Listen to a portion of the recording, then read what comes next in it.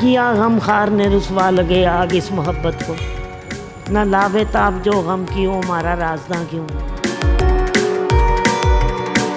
مغلیہ خاندان جو کہ دہائیوں تک برسر اقتدار رہا، آج اس کی آخری چشم و چراغ ایک ایسے گھر میں مقیم ہے جس کی در و دیوار سے نسبتاً آپ یہ کہہ سکتے ہیں خستگی جھلکتی ہے۔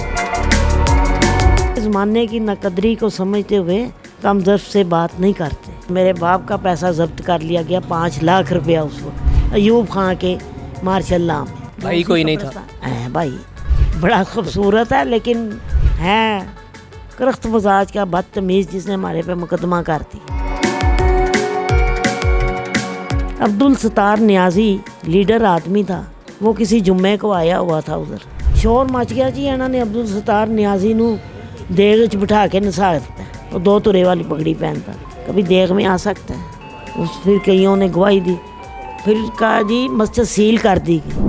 ناظرین، وقت کی یہ ستم ظریفی کہ مغلیہ خاندان جو کہ دہائیوں تک برسر اقتدار رہا، آج اس کی آخری چشم و چراغ اس خاندان کی ایک ایسے گھر میں مقیم ہے جس کی در و دیوار سے نسبتاً آپ یہ کہہ سکتے ہیں خستگی جھلکتی ہے۔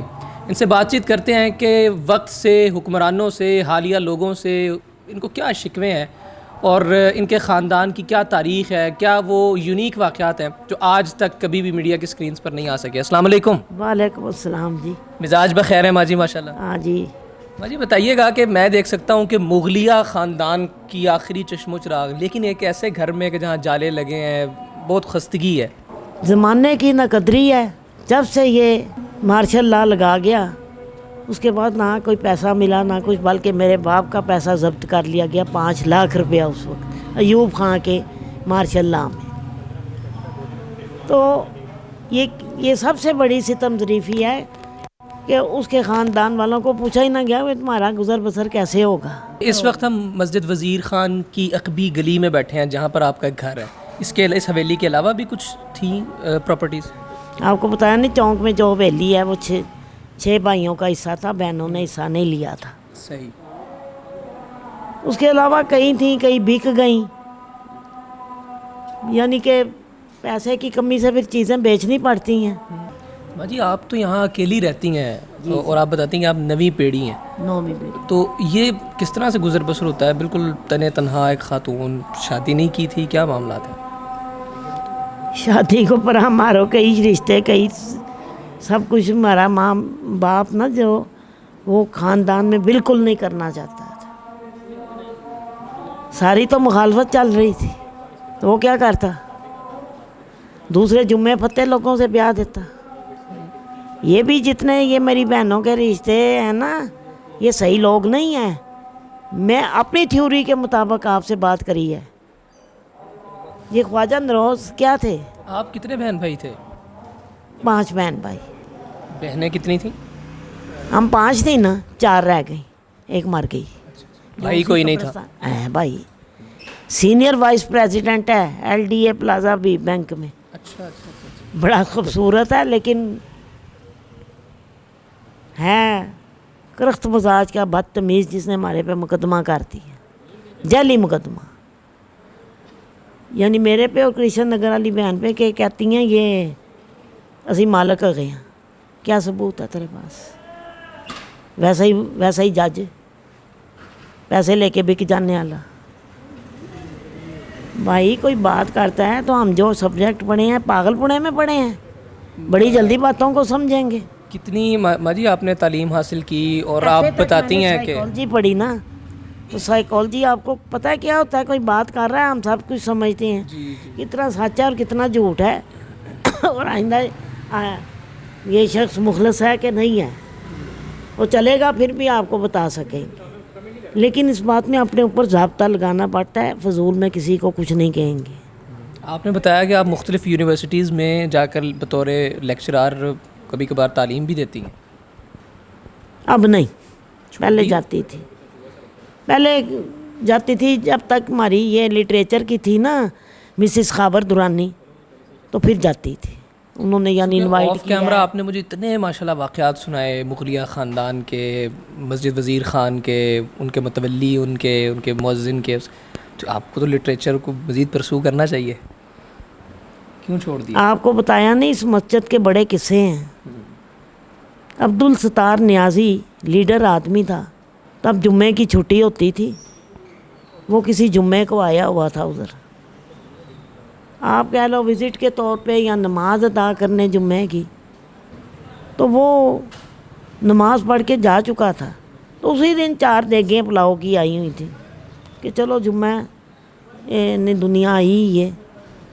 پلیٹیں بھی کھان گئے تھے. بچے جڑے پڑھن آئے وہ بھی کھان گئے. یہ دکاندار محلے دار سارے. جب واپس جانے لگی نا دیگیں تو 3 کے اوپر کنڈیاں تھیں, 4تھی کے اوپر کنڈی نہیں تھی. وہ نائیوں کا میلا کپڑا نہیں ہوتا جس کو صافی بولتے ہیں, وہ تھا. میرے گھر سے سمجھو وہ سامنے تھڑا ہے نا, ادھر تک دیگیں گئی چلی. شور مچ گیا جی. انہوں نے عبدالستار نیازی نو دیگ چ بٹھا کے نسا دیتا.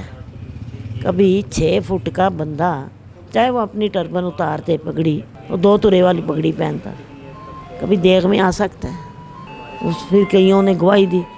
پھر کہا جی مسجد سیل کر دی گئی, جن میں ہمارا باپ بھی اندر تھا. یہ اس وقت کا واقعہ جب مسجد وزیر خان کو سیل کر دیا گیا تھا, یہ اس کی وجہ تھی اصل. عبدالستار نیازی آیا ہوا تھا کہ کنالی لبو, ٹوٹی کنالی دیکھو کتنے وے. اب ہمارے باپ کی سینس بہت تھی. اس نے نا کوئی آدھے گھنٹے بعد بابے بوٹے کو نا اس محراب کی سائڈ سے ساتھ ہی جمعداروں کو مفت جگہ دی ہوئی تھی, ادھر رہ رہے تھے, کہ بوٹیا تورے سائیں کو بھیجا, ایک کنالی پان کے نا کپڑے چ بن کے میں اتنے آنا وا میں پھڑا دے. تورا سائیں اوپر لایا. ایک کنالی پانتی, اس کو پتا تھا پیسے مل جانے کنالی, یہ تو مسجد نہ رات تک سیل رہے گی. تو کہا جی مسجد دی اس محراب دی آخری پوڑی تے رکھ دیتے سن ٹوٹے. دیکھے گئے سارے وہ فوجی شوجی جو کوئی بھی تھے چیک ہوئے, وہ کنالی لب گئی جی, کنالی ٹوٹی لب گئی. اس طرح مسجد کی سیل کھلی تھی. پھر رہائی ہوئی. یہ بڑا تاریخی واقعہ ہے جس میں لوگ کہتے ہیں, اکثر ہم نے سنا ہے, عبدالستار نیازی آیا ہوا تھا. اس میں مختلف وہ جسے کہتے ہیں جتنے منہ اتنی باتیں. لیکن آج یہ آپ حقیقت بتا رہی ہیں کہ یہ سب معاملہ ہوا ہے جس کی وجہ. اچھا ماں جی یہ بتائیے گا کہ اس 4 منزلہ عمارت میں آپ اکیلی رہتی ہیں, اور اس کے در و دیوار سے ایک خوف بھی ظاہر اچھا لگتا ہے, اور ایک بطور خاتون تو اس چیز کی زیادہ ایک انسان محسوس کر سکتا ہے. کبھی دل نہیں کرتا میں کسی سے بات کروں, کوئی میرا غم خار ہو, کسی سے میں دکھ سکھ بانٹوں؟ کیا غم خار نے رسوا لگے آگ اس محبت کو, نہ لاوے تاب جو غم کی ہو ہمارا رازداں کیوں. ہم کسی کو رازدان بھی نہیں بنا سکتے.